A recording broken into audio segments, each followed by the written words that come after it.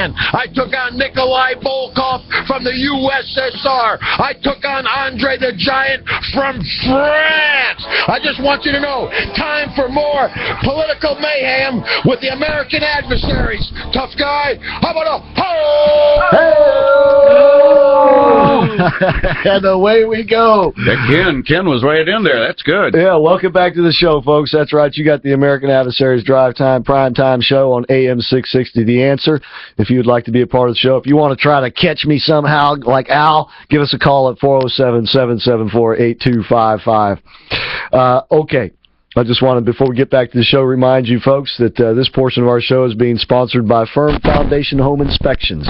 Our man Aubrey Kahn, who showed up last night at the Biz Fest. We had a nice little visit with Aubrey once again. Always good to see Aubrey. That's right. And, of course, he had just come from inspecting a home.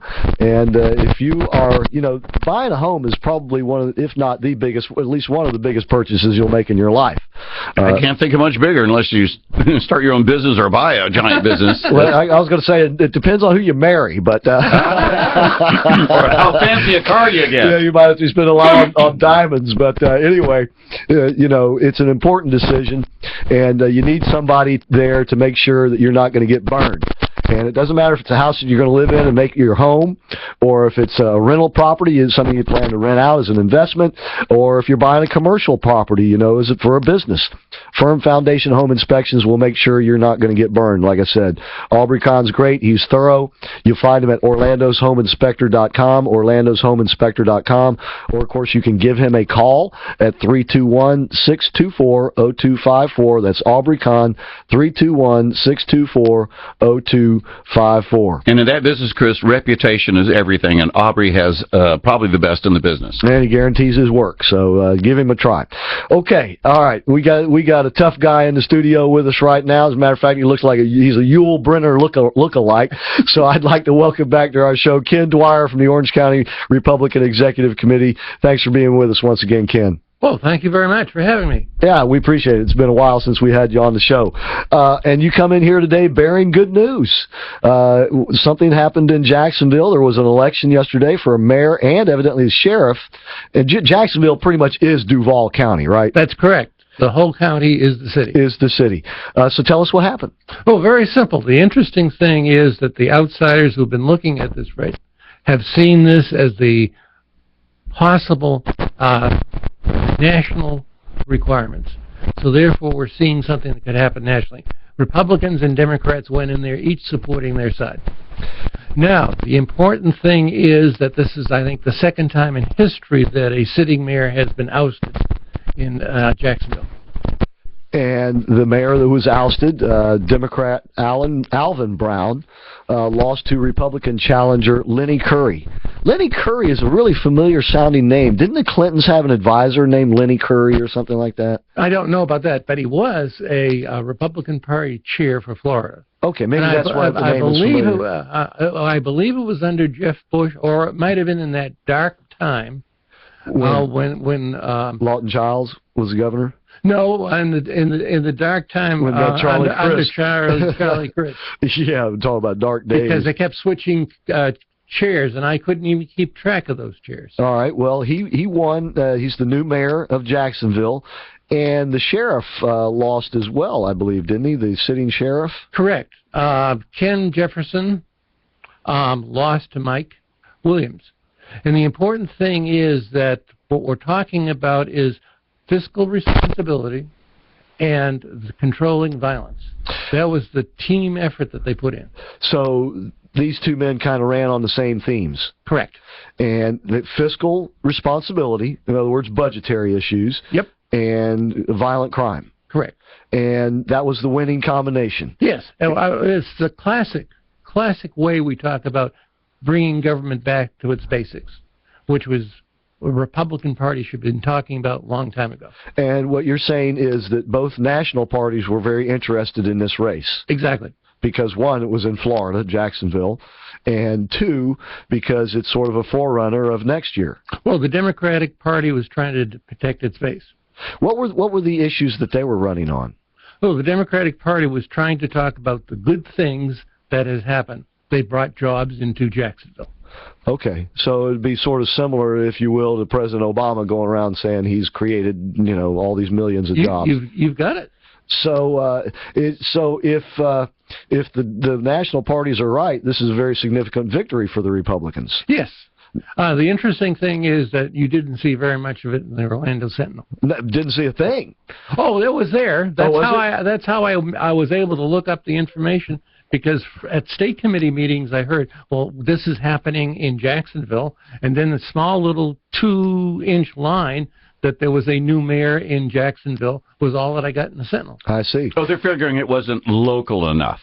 Well, just Jacksonville. It's not local enough. Yeah, but you can bet your bottom dollar if the Democrat had won, they'd have given them more space. I guarantee you that. But this is significant for two reasons. Not just that it shows that Republicans can win in normally Democratic-controlled areas, but it also shows sort of the path to victory, too, doesn't it, Ken? Well, I think so. I also think that it got the entire Republican Florida Party involved, which is nice to see happen. And this is beyond mayoral politics, isn't it? I mean, this is looking forward to 2016, obviously. Well, the interesting thing about Jacksonville-Duval County is that geographically it's one of the largest cities in the United States. Wow. And you got a pretty diverse population up there, too, nowadays. Exactly. So, once again, it showed sort of a recipe for victory that if you get down to the basics, which is what it sounds like these two candidates did, they basically went back to the basics. Exactly. And with that, they won. Well, the point is that the Republican candidate went to the basics. Right. Therefore, he was not overridden by the Democratic candidate. Right. And do you think that the national candidates will heed this good news, if you will? Well, one of the problems that we have to face is the quantity of candidates. So therefore, can one candidate develop that message and take it to the people and get the party to rally around it? Well, you've mentioned that, and it's a stark contrast that we have as these two campaigns for president are starting to shape up, because in the Democratic Party, it's really all about one person. And in the Republican Party, we're going to end up with probably at least a dozen officially declared candidates. Do you think that weakens the Republican position? It's going to make it more challenging for the Republican candidate to get their message out. Remember, we got Romney because of a lack of message, and we got McCain because of an even lesser message. So therefore, McCain would not attack Obama, and we only ended up with the vice presidential candidate attacking Obama. One thing I'm encouraged about this GOP field is that a number of the candidates seem to me like they have the spunk in the spine, if you will, to carry out a campaign where they get back to the basics. Exactly. And they make that argument, and they make that argument over and over again. There's a few in there that I'm not so sure about that, but if the cream can rise to the top, running as a true conservative, I think is really a winning ticket pretty much every time. Now, you've been around politics for a long time. Yes. Am I wrong? No, you're right. Now, the fascinating thing is I've had one comment among us in the Republican Party about talking about Marco Rubio. Right. And I remember when I was in the second grade, turning on the TV and hearing this person come on who was going to challenge Henry Cabot Lodge. And that was John Fitzgerald Kennedy, and you get that same feeling when you hear Rubio. What would you have said to Al on the phone a little while ago? I know you're sitting in the other studio there with Nick. What would you have said to Al a little while ago when he called up and said, well, what has Marco Rubio accomplished? Well, I think, first of all, he has been active in the Senate, and, more importantly, he has taken on the foreign policy issues. So you know he has a record there. He's spoken out strongly.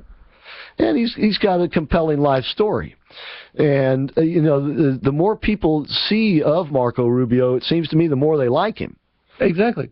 Now, by the way, Carl Jackson was at an event last night put on by the Florida Family Policy Which, by Council. the way, I heard he did extremely well. I talked to some people today that were there and said he was great. Yeah, well, I'm not surprised. The man is brilliant. There's no question about it. Yep. I knew that within 5 minutes of talking to him. That's why I invited him on the show. But Carl said that the results last night of the straw poll after the panel discussion, Marco Rubio won. It was a slim victory. It was 30.7% to Ted Cruz's 30.3%. But in another bit of a surprise, Rick Santorum, who's not even officially committed yet, but it appears as though he will, bested Rand Paul. But Marco Rubio, came out and Jeb Bush was nowhere near the top, evidently. Well, I think that Jeb Bush has a problem. We know him in his heart that he's a conservative.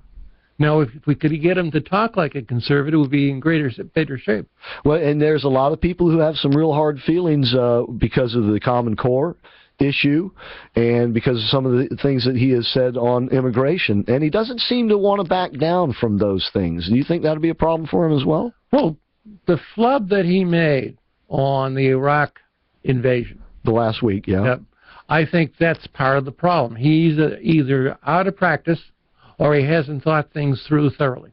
Well, and he also pulls it onto himself just because of his situation. He's got to have some comparisons with his brother all the way through the election process. This isn't just going to be a one-time thing. Everybody's going to constantly compare him with his brother, which is a lead weight on him right now. Well, if he allows it to be a lead weight. This is something that I thought was a huge mistake, and tell me if I'm wrong, Ken. When John McCain was running against Barack Obama the first time, basically he ran away as far as he could get from George W. Bush. Now, obviously, things weren't great at the time because of the economy and everything, but when you run away from the sitting president and he's in your party, in my opinion, it gives the advantage to the other guy. What you're saying is not only did this president fail, but his policies failed, and if his policies failed, they're Republican policies, so why should I then go and vote for another Republican? I think it would be smarter for Jeb Bush, in particular with that answer last week. Now, I know he kind of flubbed it, but he still should have turned it into a defense of, I believe, what his brother did. Mm-hmm.